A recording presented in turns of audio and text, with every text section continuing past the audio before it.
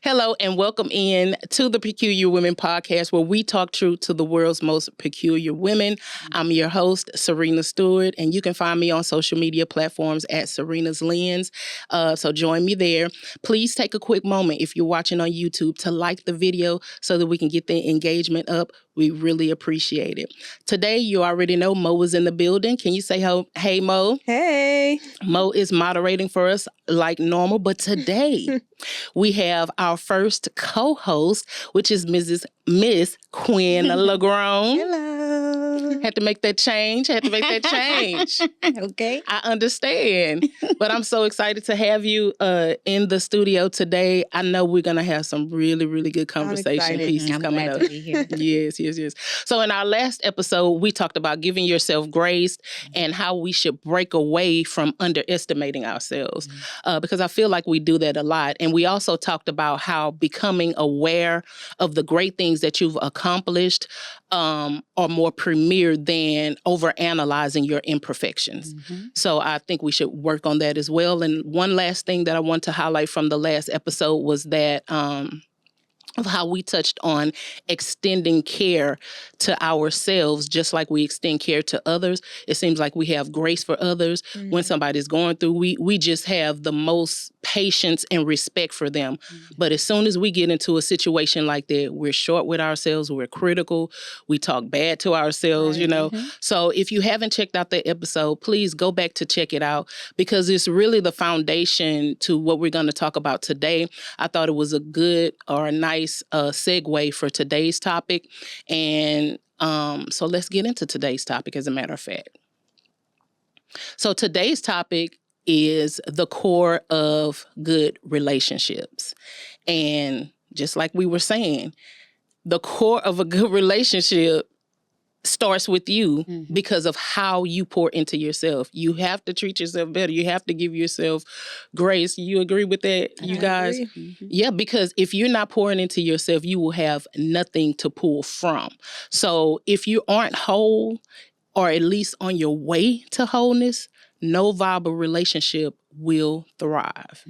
And so on today, we just want to continue to talk about how you can do your best so that you can receive the good things that can come as in relation to friendships, which we all need.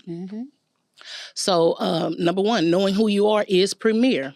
Knowing who you are is premier. Can you kind of expound on how knowing who you are and even pouring into yourself can help somebody else that meets you or that maybe is open for friendship? Because some people are not even open for it. Can you? Me or Mo? You. Okay. So I really feel, we talked about last time when I was on the show, self-love and caring. And so I think it's important, like you said, the core of a good relationship starts with you. And when you get to know yourself, your triggers, your likes and dislikes, and you set your boundaries, it helps your relationships with other people, Yeah, I didn't think about the triggers.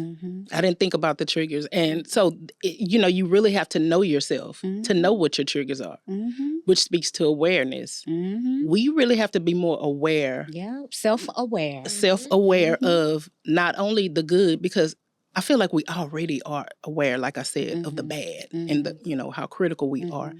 But we need to be aware of the things, like you just said, that trigger us. Because I need to be able to know when something's happening. I think it's a part of emotional intelligence. It is. If you're going to have healthy relationships, you have to manage your emotions. So I need to know what's going to trigger me. Yeah, and some people get a little defensive and they think it's a bad thing. They kind of, it's, how you talked about giving yourself grace. And sometimes accepting accountability can appear as being hard on yourself. But it's about, accountability is also why I feel the way I feel. And I feel like that's a path to grace sometimes for us. It's not that I'm this way because I've chosen to be this way. There are some things that have happened and I'm being triggered into this behavior. And so if I know my triggers, it's not really like a condemnation of yourself. It's Yeah. a self-awareness, and you can say, this triggers me because, and then you know where to start your healing. Yeah. Or what even to address. And Yeah. it's a process. It's not like you identify, oh, my mama didn't hug me, so I feel blah, blah, blah. Now it's fixed. Mm-hmm. No, it's identifying it, working through it. So when you deal with other people, you can say, you know what, this is not really about Serina. Mm-hmm. This is about me. You're right. This is a trigger for me. And so it's a action item for me, not Serina. If you're mature enough to do that. If you're mature, emotional intelligence. That and emotional maturity. Okay, so what about the younger people? So we can speak from a place of maturity, not because we all have, but we just been here. You know what I mean? And we've had situations and circumstances that we've gone through that I didn't know. Now I can talk about what my triggers are. Yeah. But when I was younger, I didn't know because I didn't have anything triggering me in an unhealthy way until I encountered some unhealthiness or some challenges, You didn't know how to identify it. I didn't know how to identify it. I didn't even see it coming. So what about that younger audience? Mo, do you know of how you can, like, there's some things you hadn't gone through, but there's some new things you're going through. Yeah. I felt like you were very mature with some of the things. And it could be because this younger generation is so full of knowledge, more so than we had. Y'all have access to a lot of things. But how do you process going through something and not being bitter later, but building yourself so that you can still receive in relationship? Dang, that's actually a good question. For me personally, I feel like it goes back to what Quien was saying about knowing yourself, knowing who you are, like being self-aware of your emotions, what triggered you and stuff. So it's like at that point, you can kind of separate yourself from a bad person or a bad situation. Oh, I was just in this situation, it triggered me, but it's not like, oh, like the problem is me or the problem is like with everybody else. It's like kind of like a circumstantial thing, I guess. Yeah. But it's like you have to know who you are. You have to know like, oh, I'm a good person, but oh, I encountered a bad person or like not a good friend, That's so good. you have to be aware, of like your triggers as well as like, the baggage that other people may project onto you or, you may encounter. So just being aware. Yeah. Well, when I was younger, I didn't have that. I assumed it was me because I listened to the liar or I listened to others that, what did you do? And, a lot of times we take on the victim role because it's pushed on us. But in actuality, it wasn't me. It was you. But I thought to be humble or to be unassuming was how you're supposed to be. Especially for sometimes you coming up in the church is like, oh, you're not supposed to be confrontational. You have to pull back and be kind and loving. Turn the other cheek. And so I automatically assumed, okay, what did I do wrong? Instead of standing up, making the other person take accountability and just getting clarity. I automatically assumed, and I always took a step back. Now, doing that in humility, that's not always humility. So we need to get a better definition of humility. But I think just like you explained, if I understood that then, knowing, hey, wait a minute, that's not me, that's you projecting, then I probably would have come a long way quicker, until I probably wouldn't have had to go through the harshness of some things I went through if I recognized it sooner, because I would have chosen, that's not, kind of like to your point, that's not a relationship that I need in my life. Yeah. But it just didn't happen. You asked too how would the younger people handle it? And this is what we're here for. Because the bulk of my growth didn't happen until my 40s. And so as we speak, this setting, this podcast, that's how we help the young people. Yeah. That's true. Yeah. I love that. I have a quick comment to make. Going back to what you said about being self-aware, also what you said about, say, like a podcast, for example. I feel like a good, wise part of that is also knowing yourself so well that you don't just take something that you see from social media, a blank black and white rule or nugget or piece of information on how to, respond to a situation when this is not even, it doesn't really apply to you. It doesn't apply to your triggers. It doesn't apply to your situation, So you really got to put in the work to like know yourself and know what's going on. Because sometimes it could be like, and you see that a lot of time with like people talking about mental health. Yes. People projecting mental health and Yes. stuff on them. They think, oh, this is me or this is the situation. Yes. But it's like they don't really know themselves. They didn't take the time to figure out like, oh, Absolutely. this is actually not my problem. It's something else. Absolutely. So, and they're just taking it on. Yeah. Like, oh, that's it. Or that's the way to go. Yeah. Because naturally, we want mentorship. We look for it. Yeah. So if you're not in a community building, and I still advocate for good Yes. churches. Personal I still advocate mentors. for book clubs, mentors, good. I advocate for that. But if you don't have that, then the next thing, if it's not in your home, that's positive. It's social media. And if they say something and somebody is a self-proclaimed guru and they putting themselves out there like that, all you have to do is project yourself to be intelligent. You don't have to be intelligent. You have to convince the other person that you're intelligent. Yeah. So if I'm great at convincing you that I know what I'm talking about, you'll believe me if you don't have wisdom. And it's really wisdom, knowledge, and understanding that will help you discern. So a lot of people don't have that. And sometimes that's built with time. And sometimes you don't get that unless you're around, to Quien's point, others that have been there. Yeah. I could give it to you. And if you receive it, you don't have to go through that. If you receive it. If you definitely. receive it. And I will say one thing about me, I don't know if anybody else is like this. When it comes to friendships, like, I always ask my friends, like, hey, like, what do you think about me? Like, was I mean when I said this? Or, like, like, give me feedback. Like, That's what so do y'all good. think about me? And it was so funny. One day, we was all at dinner, and we all was, like, saying what we thought about each other. And they said a lot of stuff that I was just totally unaware of. So, like, even little stuff like that, it helps. Like, if you really put the work in to know yourself and be self-aware and you really want to grow, like, yeah, you can definitely get to where you want to be. Can I ask more a question? Yes. I want to know how you received, because was it kind of considered I was negative, defensive. constructive? I was a little defensive. They was like, I think I'm everybody's mom. I always want to tell everybody what to do. Everybody on my time. But I realized... What? You're being so vulnerable, especially off camera. For me, it's like, okay, they were said it right there, in a certain sense. I feel like it's kind of attributed to my strengths. Like, I'm a business savvy person. I am very rigid. I know that. That's what makes me stronger in certain areas, like when it comes to business. But I just learned how to, I realized that, like, okay, I need to handle my friends a different way. Like, my friends are not my business partners, you know? Yes. So, that was the learning moment. Wow. But I was defensive at first. Wow. I mean, but to have like, an no, I'm atmosphere not. where you do that, though. Yeah, right. Yeah. It's good to have people, that are willing to give you the feedback and, In love. in love. Yeah. Yep. And I feel like when we interact, I asked you to be that way because it's business and because we do that. So you're gleaning and I'm pushing you to do it. And so, but in this other, sphere, it's like you have to pull back. That's so good. Now, when is the last time you've been in that situation? Have you given somebody permission to tell you? Oh, yeah. Or is it a group or is it just select few? Because I remember the first... Can't get it from everybody. A select few. Tell me more. Because it's, I have to feel safe. Yeah, right. I have to feel safe because unfortunately, sometimes we have people in our life that's been waiting to cut us. They've been waiting. Oh, my God. And a guy said long time ago, he was a choir director, and he said, what comes from the heart touches the heart.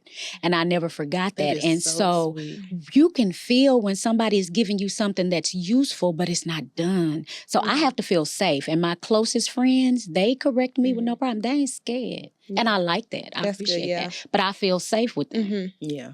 That was a good echo chamber moment. Just kind of echo chambers, really, when you repeat something that has moved you or you want to say, you guys know about the segment. We may not have it, but that was a good echo chamber moment. Well, I remember one of the first times I was in a session. I was actually in a session where they did that, gave feedback to a specific person in the group. And these people weren't necessarily close to me. We were associates, good associates in this group. And it was kind of harsh. But to your point, it was a little, it wasn't it wasn't feedback that I could work from. It was more like, well, it could have been true as well. I have to be honest. But they were more like insults. There were some insults. And maybe, let's say, out of 10, 2 could have been constructive and something I can build on. And the rest were just insults and just chipped away at my confidence. We were young, not too young. I would say 26, 25, 26. But I do still remember that. And so when you said that about yours, I immediately went to my first session or first encounter with something like that. And I had to deal with it then. But it was definitely something. So it could be very good, but it could also be damaging if it's not with the right people. Right. It's not with the right people. Quick question. Did you ask them or did they just insist on telling you? Like intervention style? Yeah. Well, actually, it was all anonymous. Oh. It was all anonymous. You just knew that it was within that group. And the group was pretty big. So the group was like 25 people. And we were going through this course together, this class or workshop together. And so the people who said it were anonymous. So they were able to get their row out. And some did. Some took that opportunity to do that. And it was slight. It wasn't like fully going off, but it was just a couple of insults. You know how women can be catty. So it was nice, nasty, Yeah. And then I had a couple of constructive, and I literally mean couple of constructive things that I could build from. So, yeah, that's something I do remember. All right. So we learned, basically it's important if we do, I guess for the audience, like if they do decide to try something like that, to make sure it's around people that they trust and Absolutely. they feel they have a love for them, that they have a love for, so you won't just be holding on to people's words that are potentially damaging, Which goes back to your initial point. You're receiving stuff from social media, from places that it's probably not even truth. It's probably coming from some other place. So you have to be wise in what you consume and what you take in. Right. So yeah, that's just something else we have to do to protect ourselves. And I love that. So I'm not bitter about that moment, but I definitely learned from it. I definitely learned from it. So knowing who you are is premier. And we speak a lot about identity here. So let's take that a little bit deeper. I want to ask you guys, what is the evidence of you being a great friend or what you can offer? So what fruit are you producing for yourself if you really look at yourself and how you can be a friend and how you can receive friendship? What is the fruit of what you're doing now and how can it benefit later? So I want you to really think about that as you are in a place to receive friends, as you're in a place to do the friends that you have now better. Are you coming from a critical place? Are you gossiping? Are you cynical? And when I talk about being cynical, I mean, are you mocking? Are you negative? Or are you skeptical towards other women? So if you're that way right now, you're probably that way to yourself as well. So a good relationship wouldn't benefit you. And if you're doing these things, it'll be hard for good people to come towards you if you're cynical, if you're gossiping, and if you're critical. Or I want you to do a self-reflection to see, are you graceful? Are you forgiving? Do you assume good intentions? Because those are the things that will draw people to you and that will make sure that you have a good foundation to be able to receive good relationships. So take a moment to think about that. How do you feel about that? Do you think you've come, let me ask this. Were you at a point where you could have been cynical in your life and now you're not? Oh, definitely. Definitely. And it was during a time where I needed healing. Yeah. I found that people who are hurting, they can be some of the meanest people. And it's all because they're hurting. And we react. You know, there's a difference between walking around with a wound that is open and one that has the scab and that is healing. And sometimes we're walking around with an open wound and stuff that's not supposed to hurt us is hurting us because we won't take care of it. And I was at that place in my life, and I found that as I began to heal me, I became more patient with other people. And my patience came from me not being constantly triggered by other people because I knew me, I was comfortable with me, you know, because you can have, you know, there's a type of person that you could be in conversation talking about something, they'll just naturally think you're talking about them. And that's a them issue. You're right. So I wasn't as triggered because I knew me, I was comfortable with me. So when they were talking, I wasn't like, is she really trying to say that about me? In my head, it was like, oh, it couldn't be me, I'm good. You know? So that's what I had to heal. You know, and when I say heal, it's not like right now I'm totally healed. But I'm self-aware on what I need to heal. So when something happens, I check me first. I really do check me first. And I'm like, is this a my thing or is it a them thing? And a lot of times it's me. I have to, you know, just be vulnerable to say, when I was younger, I was gossiping. I didn't necessarily bring it all the time, but if it came, it did come to me a lot. You know, you drew, but I was like, what? And then I had additives, you know? I mean, because I was going to add to it and I was going to cut up, you know? And I was like, girl, you know, what?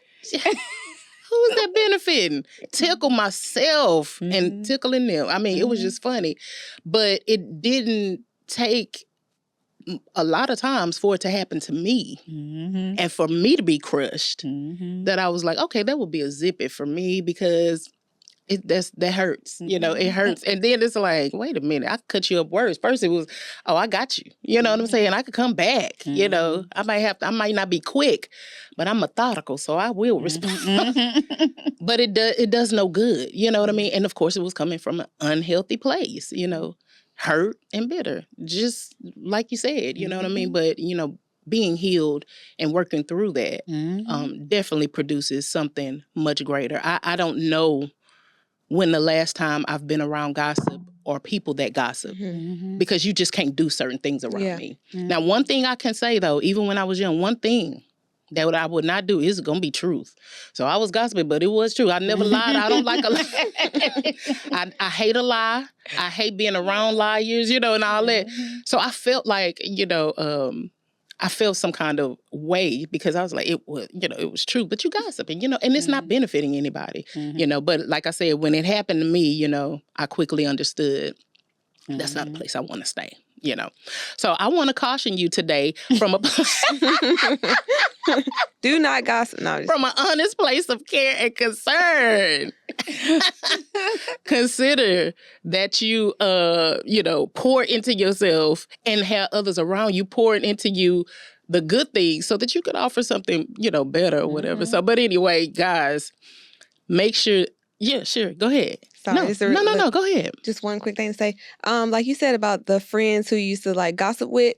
I think like for the audience, it's good to just make a nugget to evaluate your friendships on asking, okay, what is this person getting from me, and what am I also getting from them? Yeah, it's like a situation like that. It's like, oh, I hang out with my friends. What are they really getting from me? Oh, they getting that tea. Yeah. So then that could tell me a little bit about myself. It'll tell me like, I'm a gossiper. You know. And let me tell you, each person, and let me, because so when I got older, these people became more well-to-do people. So, you know, when you're young, you know, all y'all just young. But when I got older, there was some more well-to-do people that you didn't necessarily expect it from. But I had to put a couple of positioned people in check, you know, because first I had to learn that, you know, gossip didn't look the same as it did when I was young. So this is a person that was status, so I expected more. They seemed like they gave more. It was just wonderful. And they put it in a way that, you know, you're helping me release this. So I was open and I was just like, of course you could talk, you know, and just, of course, you know, I'm here for you because you give out so much. Yeah. But it really turned into, and I didn't know, I'm tell y'all the honest truth, I was going shopping. And I heard the Lord say something to me, like he wasn't pleased with that relationship. And I was like, how? How could, I'm there for her. It wasn't counseling, but I was giving her counsel. I was giving her wisdom, helping her with these burdens. You were a shoulder. A shoulder. And I didn't have much to respond to. I was just listening and probably, on her side or just, helping her in my mind, just, don't think of it, like this. You're this. Don't worry about them. You're this, and it was focused on the person, not necessarily the people she was talking about. Well, the Lord literally told me, I'm not pleased with your conversations. Like, it was just like that. And I knew the knowing I had it was with that. And I was like, how? I'm edifying her. I'm doing And it was just a heavy, harsh, that is not me. So I was like, well, help me understand. And honestly, there are things that I knew that I should not have known about certain people. And I'm going to tell you, every single person, even as I got older, not even knowing this time that I was in that, but every person that came to me with gossip or with that, they did it to me. So even this person, when I found out about, when he told me about that, and I asked him to show me, and he showed me, I went to her, and I said, this is not pleasing to the Lord. He's telling me this, and this, and it backfired on me. But I was going to take it. I was like, no, listen. So instead of enhancing the relationship and enhancing how we talk and what we talk about, it really came against me. And she came against me. And everything she was doing, it turned, and it was me. And now everybody looking at me. They're not friends with me anymore. And I became the new subject. So if you're around those kind of people, your time is coming. They will do it to you. And you have to take a stand. Yeah, you have to take a stand. A dog that'll bring a bone, and it's a popular saying, will carry a bone. Absolutely. Yeah. Absolutely. And that's what stopped me from talking a lot, because I'm like, you talking about, especially people who talk about friends or people that were close to them. And I'm like, if you do that to them, you'll do it to me. Yeah, even, y'all may not be cool now, but y'all were tight back in the day. I remember, I've seen y'all. And if you talking like this, so like you say, you next. Yeah. So it will come back to you. But I'll say we often expect so much from others, and we rely on them to pour into us. And we have expectations for a lot of other people, but you should take that own responsibility for yourself to make sure you're healthy and the things and people around you are healthy so that you can receive. It's the core of a good relationship, which is kind of what we're talking about. So let's go into the first segment, which is the echo chamber. So in the echo chamber, we share something that greatly impacted us and why, in hopes that it impacts somebody else as well. And in today's echo chamber, I want to source a quote from our very own Quien. She said, self-care is taking care of me as well as caring for others that I love. And she also said, learning to care for yourself will teach you what love really is. Can you expound on that a little bit? Yeah. I believe that taking care of yourself like you take care of others. I'll use the example of, if you're in a situation and it's not ideal for you, but you can't get out of it, I'll say, what would I tell somebody that I loved? Because we don't play about our loved ones. True. And if you see somebody going through something that they don't have to, and you're like, now, you need to get in that situation. So I give myself the advice that I would give somebody that I love. And then what I mean by it will teach you what love really is. Because when you begin to have grace, we talked about that earlier, have grace for yourself, be patient with yourself, all that, you'll find that you'll begin to draw that. One of my pet peeves, and I don't mean to be insensitive, but I really hate to see people post stuff like, oh, people with a good heart get done the worst. You just don't have boundaries. Yeah. You need to know what love is. That is so good. Get out the soapbox and set boundaries for yourself and learn what love really is. Yes, that is so good. And moving to that false humility and getting the attention. And because I'm like, well, why haven't you learned? So good. So good. Good. So good. Well, let's go into the next segment and the last segment for the show, which is the truth element. So, everybody has their own perspective and opinion and vantage point, but there's only one truth. So let's get into it. 3 John chapter 1, verses 2 is a scripture that says, "Beloved, I wish above all things that you prosper and be in good health, even as your soul prospers." So in this particular instance, your soul is the seat of your feelings, desires, and affections. And to prosper means to grant success. So God really wants you to be whole, and he wants your soul, the things you care about, your affections, he wants you to prosper in that. And the next scripture is Proverbs 18:24. He who has friends must be friendly. We normally say it like he who is friendly will have many friends. But the Bible says he who has friends must be friendly. So it's really changing the perspective of that when you have friends, you're responsible to do them well. You're responsible to do them good. It's not necessarily be friendly so more can come to you. No, it's the friends that you have, do them well. Well, I want to encourage you to do yourself well first so that you can give that goodness to those friends that are around you. So guys, I'm so excited that you joined in with us, whether it's audio version or here on YouTube. And I just want to take the time to tell you to pour into your own cup. And remember, God brought you into this world as a solution and as a blessing. Don't forget to like the video, and we'll talk to you guys next time.